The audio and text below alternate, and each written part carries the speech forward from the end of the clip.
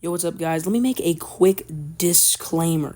I am not copying Theme Park Kyle. If you just saw his most recent video, he made a rant on Expedition Everest. I'm not copying that. I promise.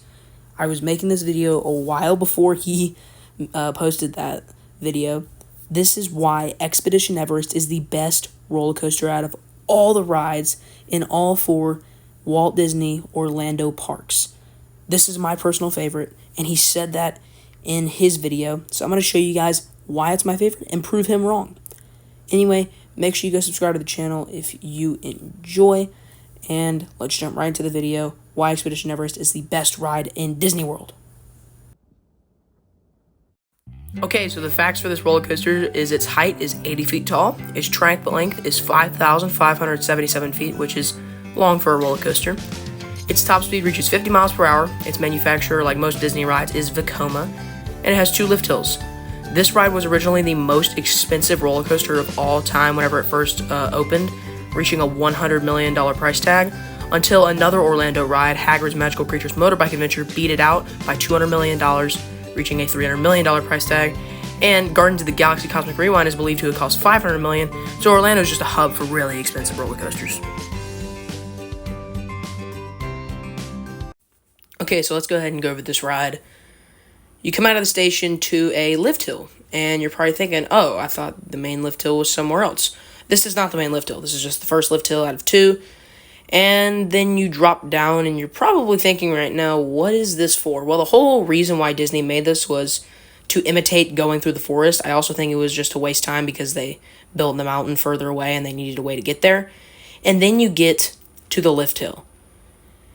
And I mean, man, this lift hill is just... It was perfect. Perfect. Everything, down to the last minute details. Yeah, this lift hill is unbelievable.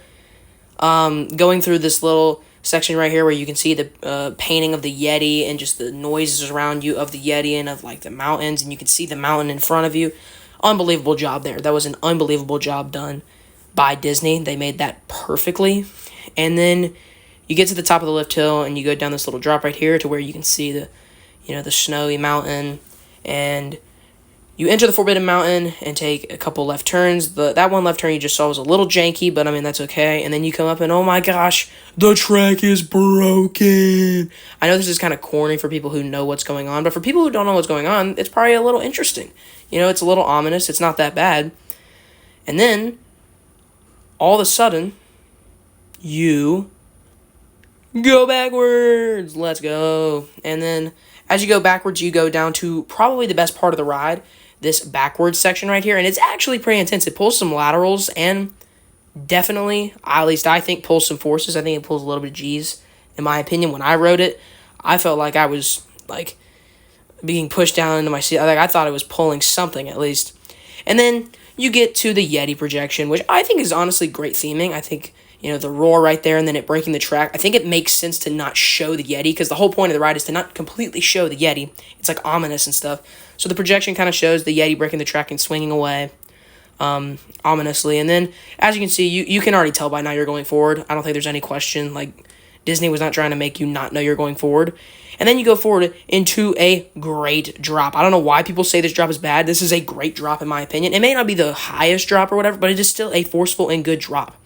You go back up into the mountain into another decent drop, kicking up speed into what people usually critique. It's this helix right here. They say, oh, it doesn't pull any forces. It does. I've ridden it before. It has pulled forces for me, definitely, especially in the back row whenever you're being yanked from that drop. And now you get to one of the best parts of the ride, the Disco Yeti. But anyway, that is how you conclude your ride on Expedition Everest. You hit the brakes, and you're getting ready to go back into the station. Okay, and to conclude this video, I'm going to tell you guys real fast my favorite parts of the ride overall.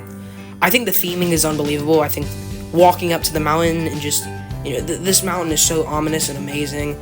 I think the Yeti theming is good besides the Disco Yeti. I know it's kind of stupid, but like, what could they do? Like, they messed it up. About 3 months in, it broke down. Like, what were they supposed to do? Like, there's nothing they could do in that situation. So, I still think this is a amazing ride. I would highly recommend riding this ride as much as you can whenever you go to Disney World. This is the best ride out of all the rides in the 4 resorts, in my opinion. So I think you'll really love it if you ever go. And thank you guys so much for watching this video. And I hope you guys have a great rest of your day. God bless, and I hopefully will see you in the next video.